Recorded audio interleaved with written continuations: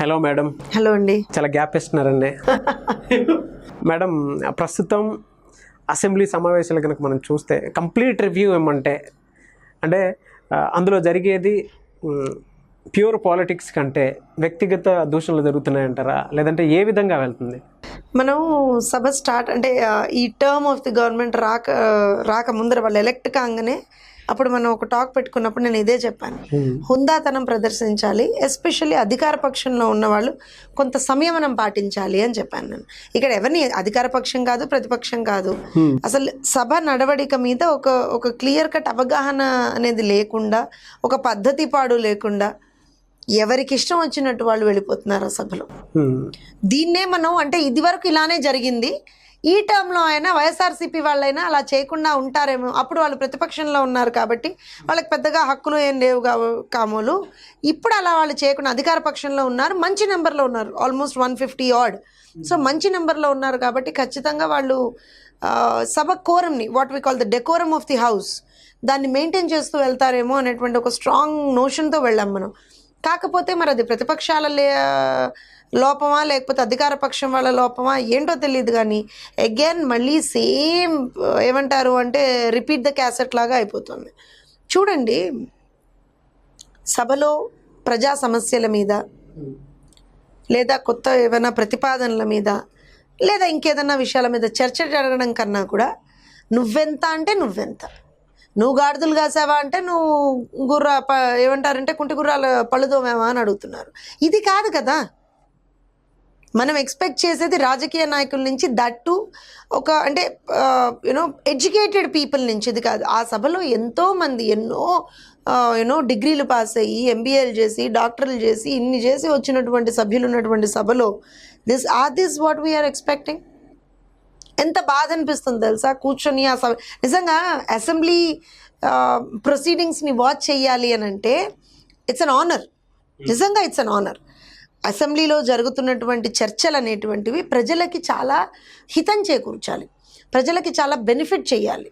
అలా చేయకుండా అక్కడ కూడా అది ఇంకో పార్టీ సభల్లో, నేను ఇదివరకు కూడా చెప్పాను, అసెంబ్లీ వేదికగా మీరు రాజకీయాలు చెయ్యొద్దు, అసెంబ్లీ వేదికగా మీరు ఏమంటారు అని అంటే పార్టీల మీద మీకున్నటువంటి లేదా మనుషుల మీద మీకున్నటువంటి ద్వేష విద్వేషాలని ప్రదర్శించద్దు, రెచ్చగొట్టద్దు.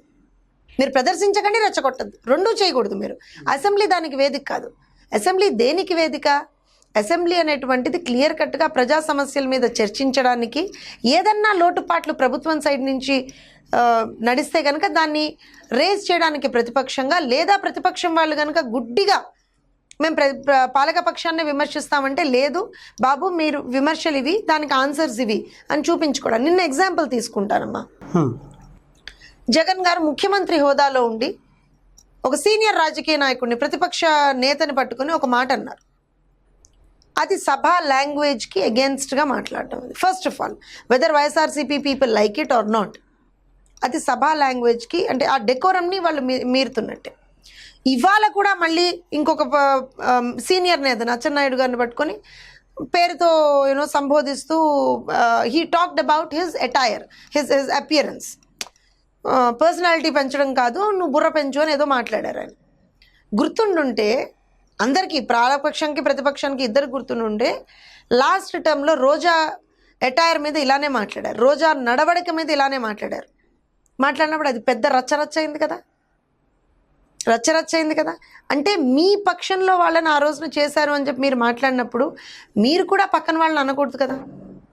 సరే టీడీపీ వాళ్ళు ఏమన్నా ఊరుకుంటున్నారా అంటే వాళ్ళు ఊరుకోవట్లేదు. నేనేమంటున్నా అంటే ఇలాంటి ఒక ఈ బిహేవియర్ కనుక మీరు సభలో చూపిస్తూ ఉంటే ప్రజలకి మీ మీద నమ్మకం ఎలా వస్తుంది అని అడుగుతున్నాను నేను. ఇవాళ బడ్జెట్ ప్రవేశపెట్టారు సభలో కదా. ప్రవేశపెట్టినప్పుడు రియల్గా అంటే చాలా స్కీమ్స్కి కానివ్వండి, చాలా సెక్టర్స్కి కానివ్వండి, he has done very good ఏమంటారు అంటే అలొకేషన్స్ చేశారు. ముఖ్యంగా విద్యకి ఆల్మోస్ట్ 32.5 కోట్ల ఏమంటారు అని అంటే అలొకేషన్ చేశారు ఆయన. Good. 11,000 odd crores for health. అలా మేజర్ రంగాలకి he has given good amount of money. కానీ ఇవాళ మీరు నేను దాని గురించి మాట్లాడుకోవట్లే ఇక్కడ కూర్చొని. దేని గురించి మాట్లాడుతున్నావు? సభలో ఏంటి అలా జరుగుతుంది అని మాట్లాడుతున్నాం. అంటే మీ మంచిని కూడా ప్రజలు మర్చిపోయే స్థాయికి మీరు వెళ్తున్నారా లేదా? అలా చేయకూడదు అని నా బాధ అంతా ఒకటి. మీరు మంచి ఇంత చేసినా మంచే. మీరు ఇంత చేసి ఇంత పెద్దగా చెడు ఒక మాట మాట్లాడారనుకోండి, మీరు చేసిన మంచంతా వెళ్ళిపోతుంది. సో ఇలాంటివన్నీ మీరు కన్సిడరేషన్లోకి తీసుకొని అట్లీస్ట్ నౌ హుందాతనం ప్రదర్శించాలి. ఓకే, ఇప్పుడు ఈయన మాట్లాడిన కొద్దీ నిన్న మీరు చూడండి, చంద్రబాబు నాయుడు గారు చాలా రేజ్డ్ వాయిస్లో మమ్మల్ని ఇలా అంటారా, మమ్మల్ని అలా అంటారంటే మీరు మీ అంతటా మీరు ఒక ఆప్షన్ ఇస్తున్నారు కదా ప్రతిపక్షానికి మాట్లాడడానికి. వాళ్ళు ఇంకా దేని గురించి మాట్లాడలేకపోతున్నారు. దేని గురించి మాట్లాడతారు వాళ్ళు? కేవలం నువ్వు నన్ను ఇదన్నావు, నన్ను అదన్నావు, నన్ను ఇట్లా అన్నావు, నన్ను అట్లా అన్నావు. ఇది కాదుగా సభ, దీనికోసం కాదుగా సభ ఉండేది. ఇలా ఒకవేళ అనుకుంటే మీ పార్టీ ఆఫీస్లో కూర్చొని మీరు మాట్లాడండి. వైఎస్ఆర్సీపీకి ఒక పార్టీ ఆఫీస్ ఉందిగా, టీడీపీకి ఒక పార్టీ ఆఫీస్ ఉందిగా, హెడ్ ఆఫీసులు ఉన్నాయిగా. అక్కడ కూర్చొని ప్రెస్ కాన్ఫరెన్స్లు పెట్టుకొని మీరు ఇష్టం వచ్చినంత తిట్టుకోండి. కానీ సభా వేదికగా ఇలాంటివన్నీ చెయ్యొద్దు. చేస్తే ప్రజలకి సభ మీద ఉన్నటువంటి గౌరవం కానివ్వండి, రాజకీయ నాయకులుగా మీ మీద ఏదో ఇంతో ఏదైతే గౌరవం ఉందో అది కూడా పోగొట్టుకున్న వాళ్ళు అవుతారు. This is unwarranted. అసలు ఇది ఇట్లాంటి ఒక పరిస్థితి 5 ఏళ్ల నుంచి చూస్తున్నాం. మళ్ళీ అదే ఇవాళ రోజున రిపీట్ అవ్వడం చాలా దురదృష్టకరం. సో అట్లీస్ట్ నౌ ఇలాంటివన్నీ రిపీట్ కాకుండా సభని ఒక హుందా వేలో డెకోరం ఆఫ్ ది హౌస్ని పరిరక్షించుకుంటూ ముందరికి వెళ్ళాలి. మరి చంద్రబాబు నాయుడు గారు ఒక మాట అన్నారన్న, అంటే నా ఎక్స్పీరియన్స్ అంత ఉందేమో నీ వయసు అన్నట్టు వ్యాఖ్యానించారు. అంటాడు. ఇప్పుడు ఒక విషయం అంటే మన చంద్రబాబు నాయుడు గారిని అండవని కాదు, జగన్మోహన్ రెడ్డి గారిని అండవని కాదు, కానీ ఇప్పుడు అదే వ్యక్తిగతంగా ఎప్పుడైతే మీరు తీసుకుంటున్నారో, మీరు అక్కడ ముఖ్యమంత్రి కాదు, నేను ప్రతిపక్ష నేత కాదు.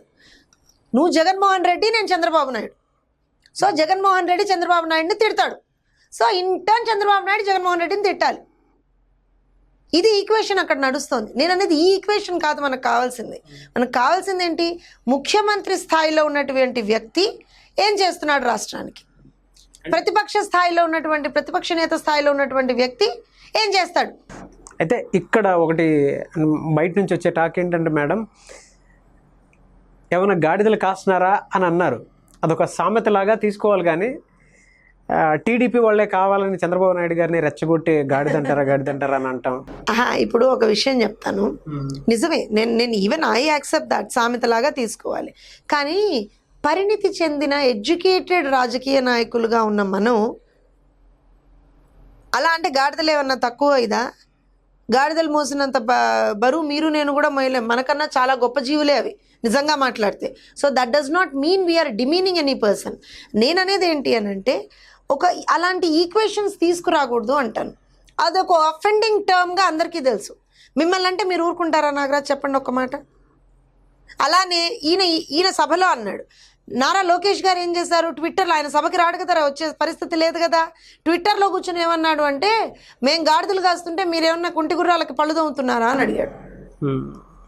నేను ఇరుపక్షాలది తప్పంటున్నాను. నేను అక్కడ సామెతలు ఇవ్వాలంటే బొచ్చడు సామెతలు ఉన్నాయి తెలుగు భాషలో. ఇంతకన్నా బ్రహ్మాండమైన సామెతలు, ఇంతకన్నా చాలా ఎలిగెంట్ సామెతలు అంటాం మనం, వాటిని డీసెంట్ సామెతలు చాలా ఉన్నాయిగా. ఇలాంటివి యూజ్ చేయాల్సినటువంటి అవసరం లేదుగా. ఎవరినైనా సరే ఎందుకు డిమీన్ చేయాలి అంటాను నేను. చంద్రబాబు నాయుడు అవును, ఆ ప్రతిపక్షం వాళ్ళు నేను ఫస్ట్ డే చెప్పాను, మీకు గుర్తుందో లేదో, go back to our videos and watch. First day ఏం చెప్పానంటే, పాలకపక్షంగా అధికార పక్షంగా మీరు ఎక్కడ ఏ తప్పు చేస్తారు, ఎక్కడ నోరు జారుతారు అని ఇలా ఏమంటారు అని అంటే వెయిట్ చేస్తూ ఉంటారు ప్రతిపక్షాల వాళ్ళు. మీరు జారిన మరుక్షణం వాళ్ళు క్యాచ్ చేయడానికి ట్రై చేస్తారు. ఆ జారడం ఎందుకు?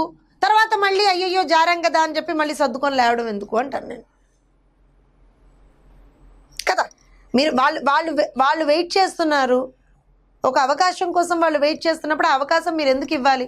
మనకి ఇవాళ వాళ్ళకి అవకాశం ఇవ్వడం మన అధికార పక్షంగా మీ ప్రయారిటీ కాదు కదా. అధికార పక్షంగా మీ ప్రయారిటీ ఏంటి? ప్రజల బాగోగులు చూడడం. దాన్ని మీరు ఫుల్ఫిల్ చేయండి. వాళ్ళని తిడితే మనకు వచ్చేది నిజమే, వాళ్ళు 5 ఏళ్లలో ఏం చేయలేదు. అది వాళ్ళు 5 ఏళ్లలో చేయలేదనే సంగతి మీరు ఇవాళ కూర్చొని ఢంకా బజాయించి మోగించినంత మాత్రాన ఇవాళ ప్రజలకు మంచి జరుగుతుందా? ఇవాళ ప్రజలకు దేనివల్ల మంచి జరుగుతుంది? వాళ్ళు చెయ్యలేదు, మీరు చేస్తే ప్రజలకు మంచి జరుగుతుంది. చెయ్యకుండా కూర్చొని ఏదో కహానీలు చెప్తే ఎప్పటికైనా ఎవరికైనా కష్టమే. నేను అనేది అది. సో ఇప్పుడు వాళ్ళు రెచ్చగొట్టారంటే రెచ్చగొడతారు, వాళ్ళు they are waiting for opportunities. So ఆ విధంగా ఎప్పుడైనా సరే మనం కొంచెం సంయమనం పాటించి, ఎందుకంటే మనకంటూ ఒక హోదా ఉంది అక్కడ. వీఆర్ ది రూలింగ్ పార్టీ అని వాళ్ళు అనుకుంటున్నారు కాబట్టి, వాళ్ళు రూలింగ్ పార్టీలో ఉన్నారు కాబట్టి ఆ హుందాతనం మెయింటైన్ చేసుకుంటూ సంయమనం పాటిస్తూ ముందరికి వెళ్ళాలి. If you lose our tongue, you lose everything. Tongue is very essential. So Jagan గారు కూడా కొంచెం